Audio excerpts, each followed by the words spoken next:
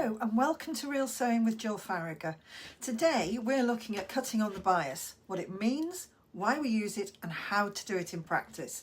It's one of those concepts that can feel a little confusing at first, but once you see it clearly, it really does start to make sense. So let's start with the basics. As you look at the fabric being woven here, you can see two sets of threads working together. The threads running lengthwise are called the warp, and they're held under tension on the loom.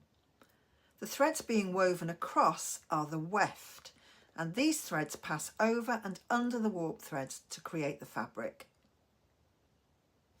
Now if we look at a finished piece of fabric like this calico, those same directions are still there.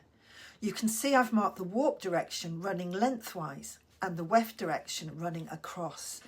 Together these form what we call the straight grain of the fabric.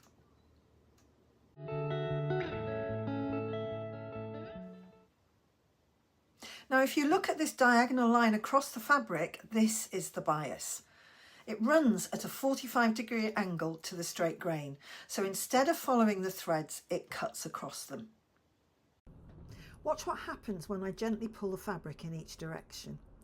Along the warp there's very little movement. Along the weft, again, not much stretch. But when I pull along the bias, you can see the fabric moves much more easily. And that's because the threads can shift slightly against each other when they're on that angle.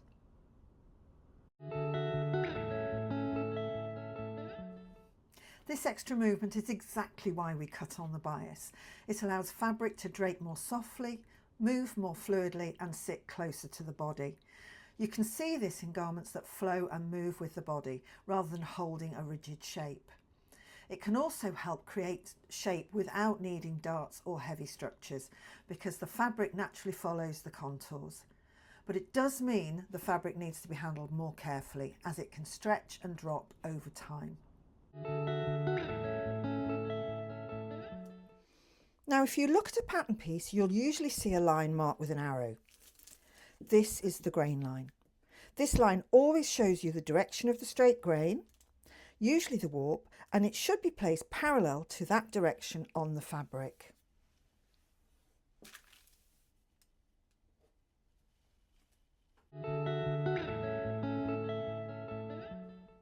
For a bias cut piece, the grain line doesn't change. It still represents the straight grain.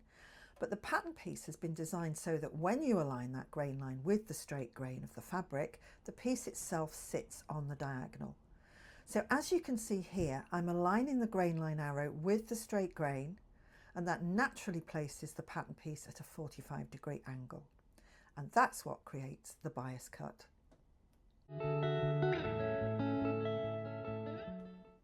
You can also adapt a standard pattern to be cut on the bias.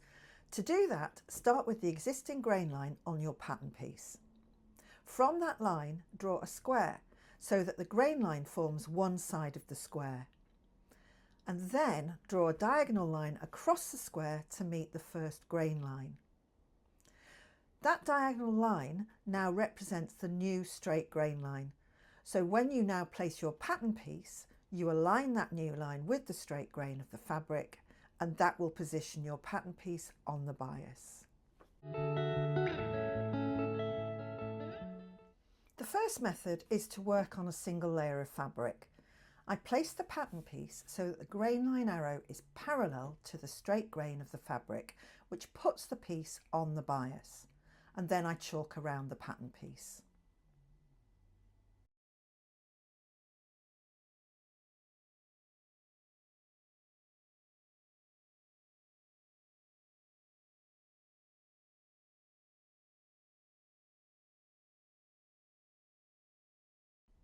Next, I turn the pattern piece over and line it up along the fold line I've just marked. And then I chalk around the second side before cutting the full piece. This method gives you a lot of control and accuracy.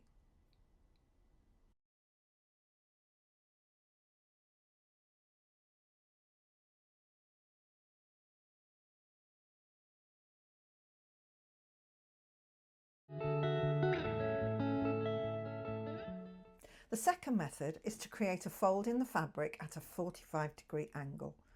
I do that by folding the top edge of the fabric so that it meets the selvage edge, and this creates a new fold line that sits on the bias.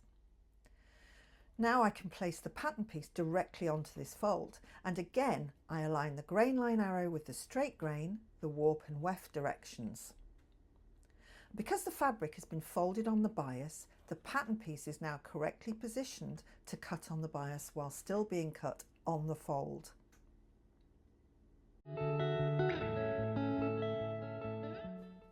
When working on the bias, especially with fabrics like satin and silk, you may find the fabric moves more easily as you're cutting.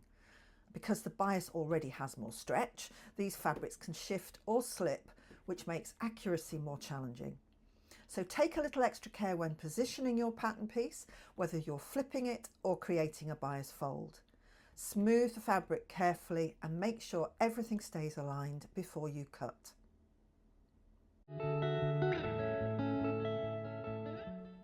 A really common mistake is to think that for a bias cut, the grain line arrow should be placed diagonally on the fabric, but the grain line always shows the straight grain.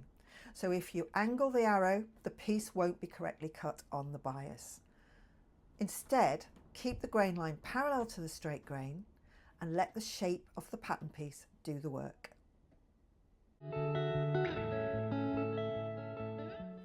So just to recap, the warp runs lengthwise, the weft runs crosswise, and together they form the straight grain.